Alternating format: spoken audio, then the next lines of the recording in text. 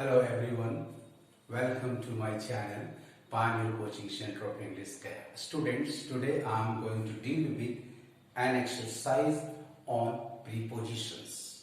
इससे पहले कि मैं चर्चा को आगे बढ़ाऊं, आप में से जो भी आज मेरे चैनल पर नए हैं उसे सब्सक्राइब कर लें, लाइक कर लें और शेयर कर लें। चलिए स्टूडेंट्स देखते हैं प्रीपोजिशंस कैसे सही भरा जाए।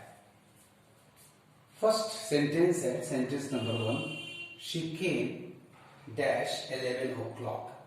याद रखें घड़ी के समय के पहले हमेशा प्रीपोजिशन एट लगाते हैं। So here the right preposition will be at. The sentence will be she came at 11 o'clock। Sentence number 2, he gets up dash night. जितने भी पॉइंट्स ऑफ टाइम हैं मॉर्निंग और इवनिंग छोड़कर उन सभी के साथ एवरी के सेंस में, प्रतिदिन के सेंस में प्रति रात, प्रति दोपहर, हर, आधी रात, इसके लिए एट का प्रयोग होता है। यदि वो पर्टिकुलर टाइम बताता हो, बीती हुई रात, कल आने वाले दोपहर को, तो वैसी स्थिति में इन का प्रयोग आर्टिकल द के साथ करते हैं।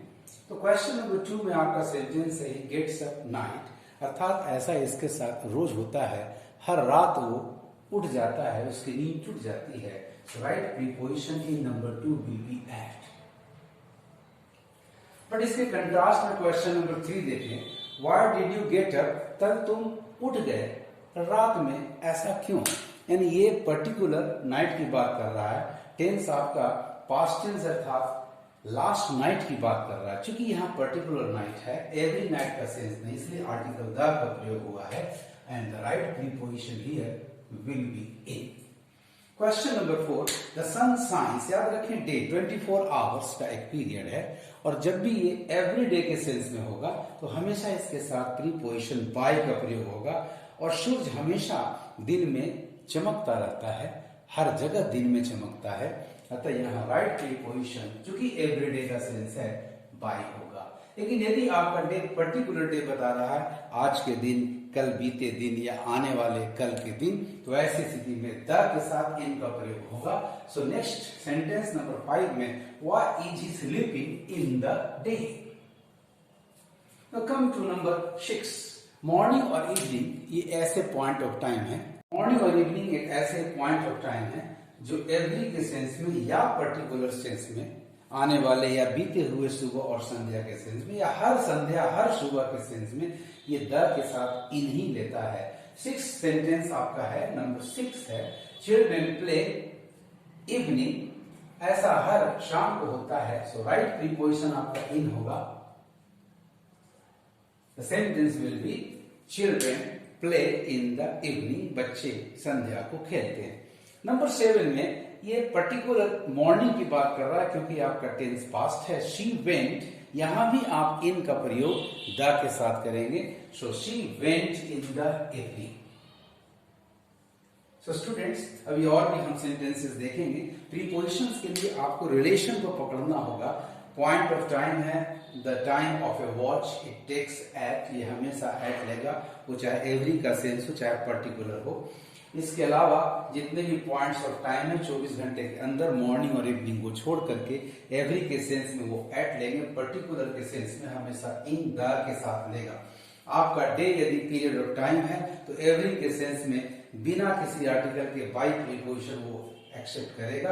और यदि वो पर्टिकुलर डे की बात कर रहे हैं, why is he sleeping in the day, वो दिन में क्यों सो रहा है, मतलब आज के दिन वो दिन में क्यों सो रहा है, ऐसे दिन में इन के साथ आप द लगाएंगे। मॉर्निंग और इवनिंग चाहे जनरलाइज्ड हो या पर्टिकुलराइज्ड हो, उसके साथ हमेशा इन का प्रयोग द के साथ करेंगे।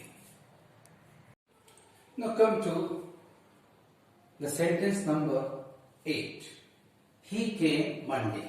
दिन का नाम हो या तारीख हो, उसके साथ हमेशा प्रीपोजिशन ऑन का प्रयोग होगा। So here Monday is the name of a day, we will use the preposition on. In question number 9, she left dash 15th March. यहां आपका समय डेट है, डेट के पहले भी ऑन का प्रयोग करेंगे। सो the correct preposition in number 9 will be on. She left on 15 March. Question number 10. Many people died dash the flood. Students, flood एक पीरियड 2 दिन 3 दिन 4 दिन या उससे ज्यादा भी कंटिन्यू करता है, अर्थात फ्लड के दौरान जब भी पीरियड हो तो उसके लिए प्रीपोजिशन हम ड्यूरिंग का प्रयोग करेंगे। So many people died during the flood. बहुत से लोग बाढ़ के दौरान मारे गए। Correct preposition will be during. Number 11, of my journey to Delhi. Delhi यात्रा के दौरान, यहां पे ड्यूरिंग का सेंस आ रहा है, लेकिन एक प्रॉब्लम है, ब्लैंक स्पेस के बाद प्रीपोजिशन ऑफ लग रहा है। ऑफ के साथ ड्यूरिंग व्यक्त करने के लिए इन कोर्स का इस्तेमाल करेंगे। सो द करेक्ट प्रीपोजिशनल फ्रेज होगा इन कोर्स ऑफ। ऑफ आपके पास मौजूद है, आप आगे में ब्लैंक स्पेस में ऐड कर दें इन कोर्स। सो राइट प्रीपोजिशन हो गया students in course of. The sentence is in course of my journey to Delhi I came across a friend of mine. अपनी दिल्ली की यात्रा के दौरान मेरी मुलाकात अचानक एक पुराने मित्र से हो गई। Question number 12, you are late dash 15 minutes. Suppose आने का समय 6 है और वो 6:15 में आया है, डिफरेंस आ रहा है 15 मिनट्स का। जब भी किसी चीज में भी डिफरेंट दिखाएंगे, टाइम का डिफरेंस हो या और भी कोई डिफरेंस हो, हमेशा प्रीपोजिशन बाय का प्रयोग करें। So here the right preposition will be by. The correct sentence will be you are late by 15 minutes. आप 15 मिनट विलंब से हो। Question number 13, he was born dash February. Month के नाम के साथ हमेशा इन का प्रयोग करेंगे। He was born in February. So the correct preposition is in and sentence number 13 will be he was born in February.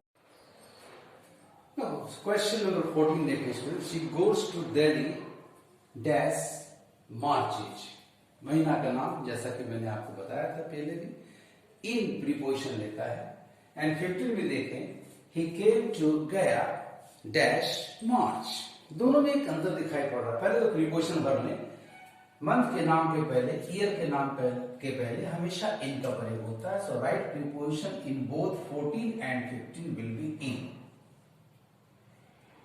अब एक बात ध्यान देना है कि 14 से सेंटेंस नंबर 14 में मार्च प्लूरल है मार्चेज, और 15 में मार्च आपका सिंगुलर है मार्च। याद रखिए, जब भी ऐसा हर मार्च में होता हो, जब भी ऐसा हर फरवरी में होता हो, तो हमेशा मंथ का नाम बहुवचन में देंगे।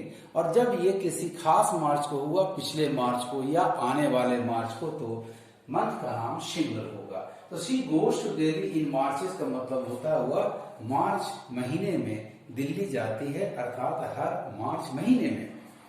एंड 15 में ही केम टू गया इन मार्च का मतलब हुआ वह गया मार्च महीने में आया था, यानी बीते मार्च को।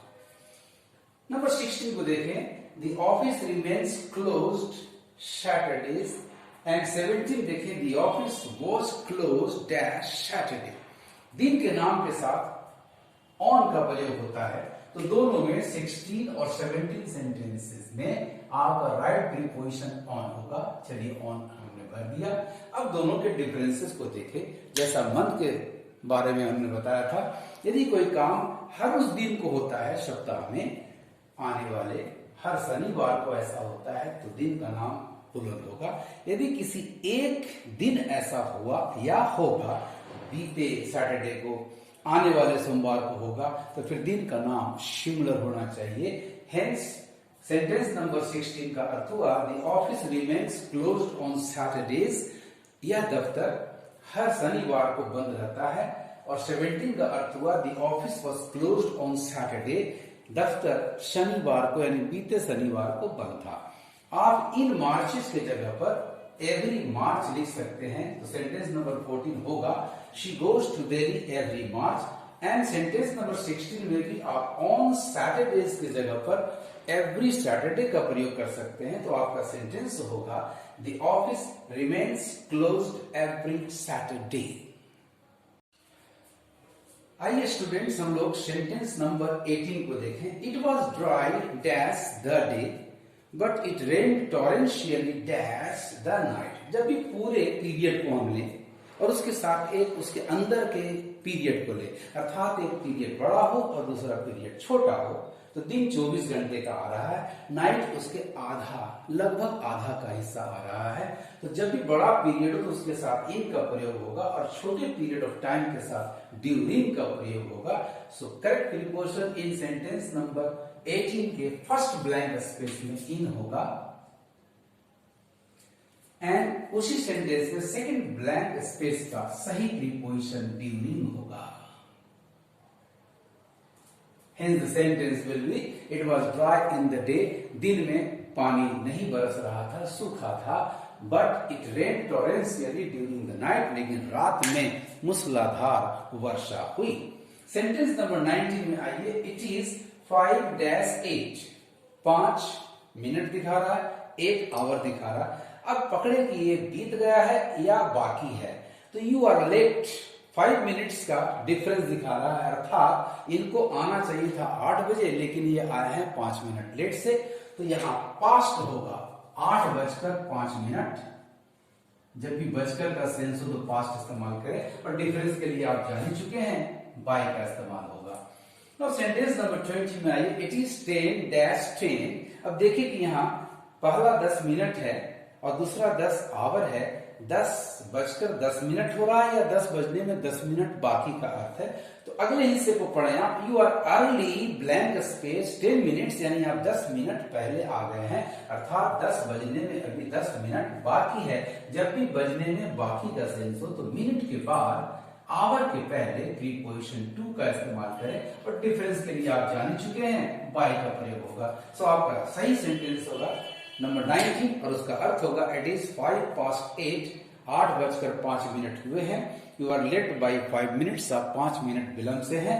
20 का अर्थ हुआ इट इज 10-10। 10 बजने में 10 मिनट बाकी हैं। You are early by 10 minutes. आप 10 मिनट सवेरे आ गए हैं। वेल स्टूडेंट्स, आपको मेरा ये वीडियो कैसा लगा? लाइक करेंगे, कमेंट करेंगे एंड शेयर करेंगे। Thank you for watching my video.